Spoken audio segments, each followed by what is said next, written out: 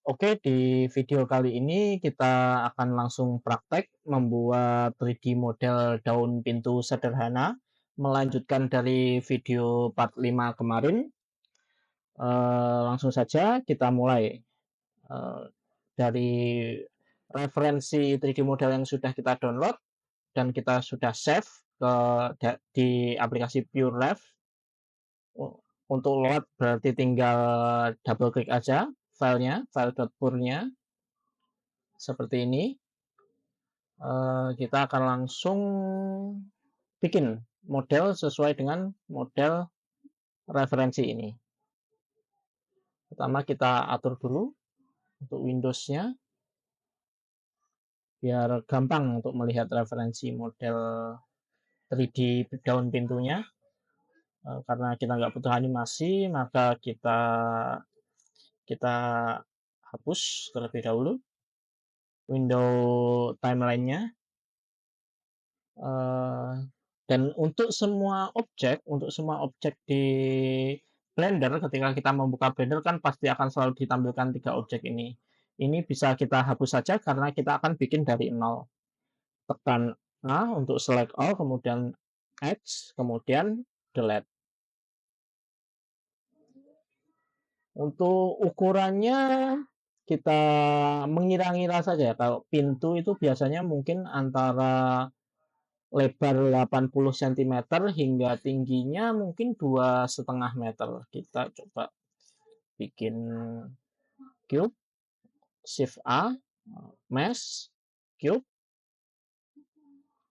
kemudian kita atur di sini. Tingginya udah 2 meter, berarti kita tinggal mengatur lebar dan ketebalannya. Klik objeknya, kita keluarkan dulu dari scene collection atau langsung collection ini kita rename saja. Kita kasih nama pintu, daun pintu, gitu saja, daun pintu. Nah, dipastikan teman-teman ketika bekerja dengan 3D untuk selalu tetap rapi ya, kita main cantik, main rapi. Jadi ini untuk membiasakan diri agar setiap kita membuat desain apapun, ketika file kita distribusikan ke pihak lain, misalnya ke klien atau ke pihak-pihak agensi itu, mereka ketika membuka file kita tidak kebingungan dan file kita tetap mudah untuk digunakan. Jadi seperti itu. Makanya dibiasakan untuk main rapi. Langsung saja kita edit, klik objeknya, masuk ke object mode, tekan tombol tab di keyboard. Edit mode maksudnya kita masuk ke edit mode, dari object mode ke edit mode. Tekan tab di keyboard. Kemudian untuk menampilkan ukuran bisa diklik ini, bagian yang ini. Kalau teman-teman tidak ada tombol pilihan yang ini di Blender teman-teman, bisa jadi karena teman-teman pakai versi Blender yang lebih lama. Jadi saya rekomendasikan untuk selalu pakai aplikasi Blender yang terbaru ya, karena mumpung gratis kita tidak bayar apapun, jadi diusahakan tetap update dengan aplikasinya. Kita klik bagian ini, kemudian kita centang bagian edge length. Nah, akan keluar ukuran. Karena ukurannya pintu, mungkin kita akan lebih mudah dengan satuan sentimeter. Kita bisa merubah unitnya ini, satuan meter ini kita ubah ke sentimeter. Masuk ke bagian sini, sin, di bagian units kita ganti dengan length-nya ini kita ganti dengan sentimeter. Seperti ini. Kemudian kita scale. Tekan A untuk memilih semua vertex, kita pakai vertex selection mode, X untuk scale, Y untuk men-scale sesuai sumbu Y. Ketebalannya mungkin kita buat jadi kurang lebih 4 cm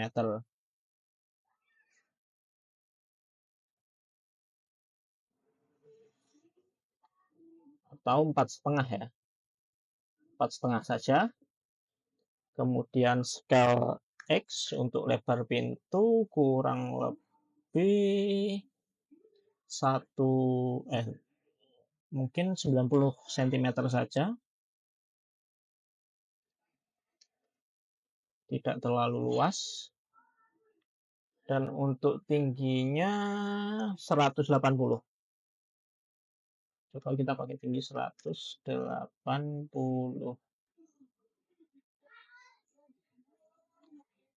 Nah, seperti ini. Kemudian tekan Z untuk ini ya. Kita view. Kalau di komputer saya ini pakai tombol ketik atas. Tapi kalau teman-teman pakai Windows, mungkin coba dicari untuk view mode-nya ini shortcut-nya apa. Front view. Oke, untuk memindah, jadi kita pindah ke atas Z. Seperti ini. Biar pas dengan lantai 3D World dari Blender ini. Jangan lupa untuk apply setelah kita merubah bentuk, agar amannya, biar kita setiap melakukan kayak bevel, insert, extrude, dan lain-lain tidak ada error. Jangan lupa untuk selalu di apply dengan mengklik objeknya, tekan Ctrl A di keyboard, kemudian pilih apply rotation and scale. Karena daun pintu ini simetris ya, berarti ada depan, ada sisi depan, sisi belakang, sama sisi kiri dan kanan. Kita tidak akan mengedit satu-satu, kita akan coba pakai mirror modifier. Pertama masuk ke object mode kembali, terus kita buat edge loop di bagian tengahnya sini. Di keyboard bisa tekan Ctrl R. Seperti ini, klik, kemudian tekan Escape. Setelah itu kita hapus bagian sisi belakangnya. Bisa ditekan pakai ini, pakai face selection mode, tekan Alt di keyboard, kemudian klik salah satu sisinya seperti ini. Nah, kalau teman-teman ngeklik di sini kan muternya akan ke sini. Tapi kalau teman-teman klik di bagian pojokan, nah dia akan muternya seperti ini. Agar tidak terganggu dengan ukuran ini, kita bisa nonaktifkan kembali untuk edge length-nya seperti ini.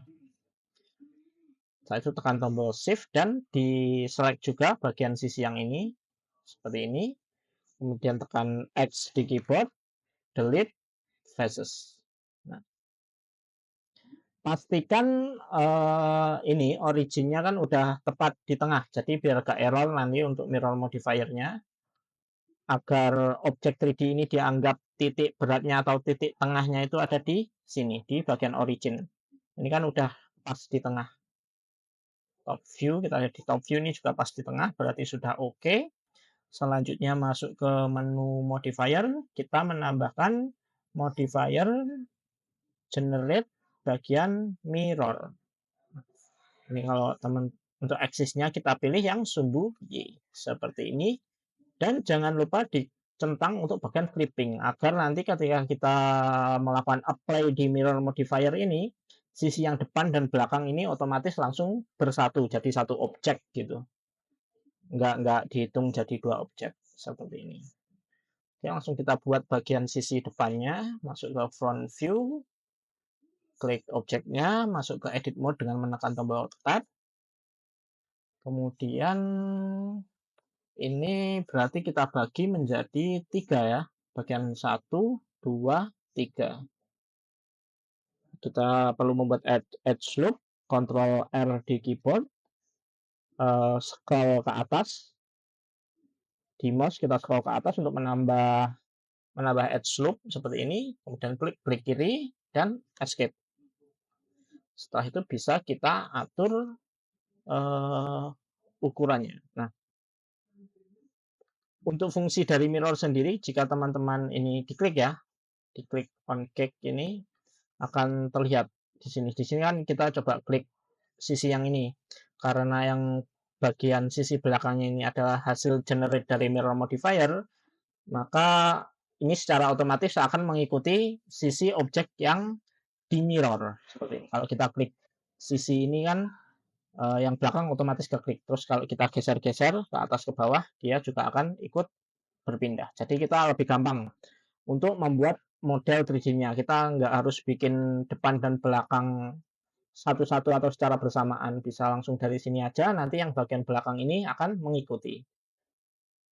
Oke, kita tekan Alt di keyboard sambil diklik ini, diklik edge-nya, terus kita atur luasnya. Kurang lebih seperti ini ya. Seperti ini. Ini biar tetap segini saja. Atau agak kita turunkan ke bawah. Oke, selanjutnya kita insert. Nah, insert diselect untuk sisi yang ingin dikasih insert, terus tekan I di keyboard. Nah, nanti jika insertnya seperti ini bisa ditekan I satu lagi. Jadi dia akan berpisah insertnya. Jadi setiap sisi punya insert masing-masing seperti ini. Tidak jadi satu seperti ini. Nah, kalau kita tekan I lagi, dia akan misah. Kurang lebih segini saja. Kemudian kita insert kembali. Seperti ini. Nah, ini kan otomatis yang sisi belakang langsung terbentuk juga. Selanjutnya kita extrude untuk bagian sisi yang ini, dan ini. Kita pakai face selection mode. Tekan tombol Alt di keyboard, klik bagian pojokan seperti ini. Kemudian tambah tekan Shift di keyboard. Tombol Alt tetap di posisi ditekan dan diklik kiri. Bagian pojok sini dan juga bagian sini. Seperti ini. Kemudian kita extrude ke dalam.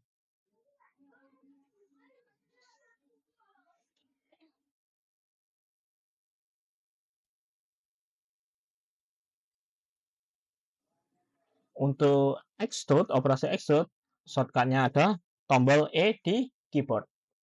E, masuk ke dalam. Kita arahkan ke dalam seperti ini. Kurang lebih segini cukup.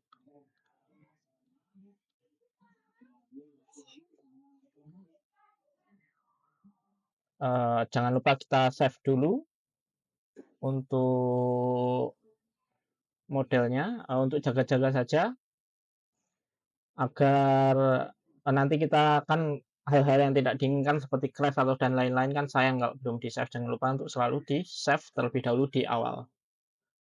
Kita namakan daun pintu atau pintu begini saja.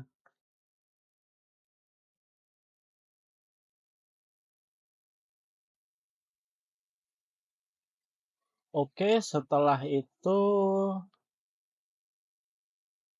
kayak ini sepertinya agak ya, sisinya agak melandai, jadi kita buat seperti ini. Front kita scale saja, scale Shift Y, tekan Shift Y agar scale-nya ini hanya mengikuti sumbu X dan Z, tidak mengikuti sumbu Y. Kurang lebih coba 0,9. Seperti ini. Ini juga kita scale, tekan Shift Y. Kita luruskan. Kita bisa meluruskan dia dengan snapping, snapping pilihannya vertex. Terus jangan lupa di bagian sini, di bagian sini scale-nya juga kita centang. Kita scale sekali lagi, scale, tekan S di keyboard, terus tekan Shift Y. Oh bentar, ini belum nyala ini.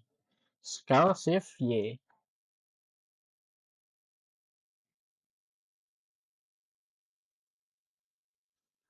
Agak susah ya. Berarti harus manual saja. Scale X. Ini scale Z. Kita kira-kira saja. Kurang lebih segini. Dan untuk yang bagian bawah sendiri, scale Shift Y. scale X kita luruskan, scale Y, maaf, scale Z kurang lebih segini. Oke, yang belakang juga sudah jadi. Setelah itu, kalau kita amati di objek real di dunia nyata ya, kita akan hampir tidak pernah menemui sisi yang akan setajam ini. Kalau kita cek dari kanan, kita hampir tidak akan menemui objek dengan sisi setajam ini jika di dunia nyata. Sekalipun pisau yang tajam sekalipun pasti ada sisi bevelnya dia. Tidak ada objek real di dunia nyata yang selancip dan sesempurna ini sudutnya. Nah, maka dari itu untuk menambah kesan realistis di dalam objek 3D, kita perlu menambahkan bevel.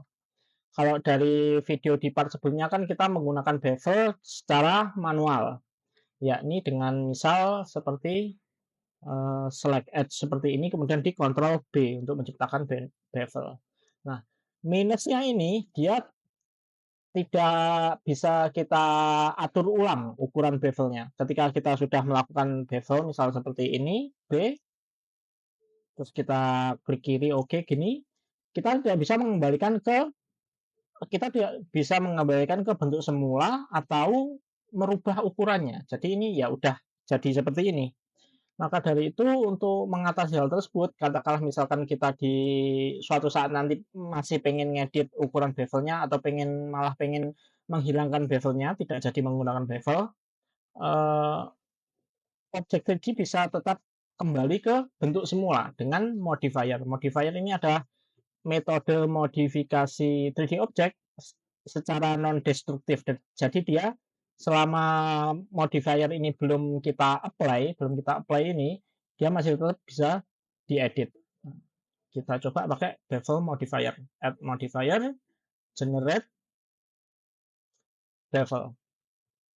Terus coba kita turunkan. Kurang lebih 0,02 mungkin.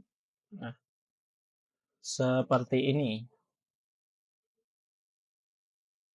Kalau coba kita naikkan sedikit lagi saja, 0,05.